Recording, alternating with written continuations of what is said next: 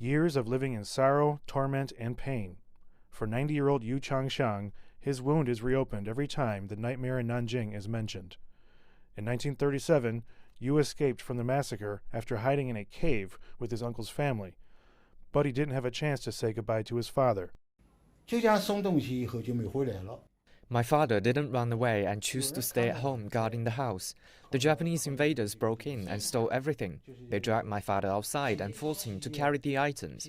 When he finished, they killed him immediately.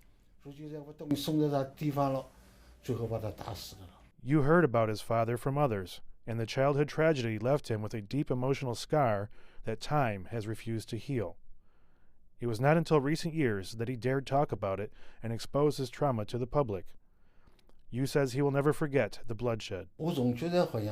I feel that whenever I tell the story, it always strikes a chord within me, because my father was so brutally killed by the Japanese. My father never mentioned the Nanjing Massacre to me when I was a child. He was unwilling to do so because it made him heartbroken. Yu Changxiang began to tell his story after staff members from the Memorial Hall of the Victims approached him. They asked him to spread his experience as a witness of the Japanese aggression. And several years ago, Yu went to Japan at the invitation of Japanese peace organizations to tell his story to locals in Nagasaki and Fukushima. He was happy to attend such gatherings.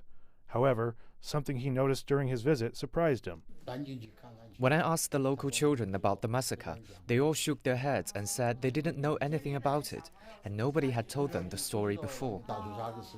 This made Yu feel it was necessary to continue his efforts, so people wouldn't forget what happened in the past. He also hopes Japanese leaders can respect the history and recognize the facts.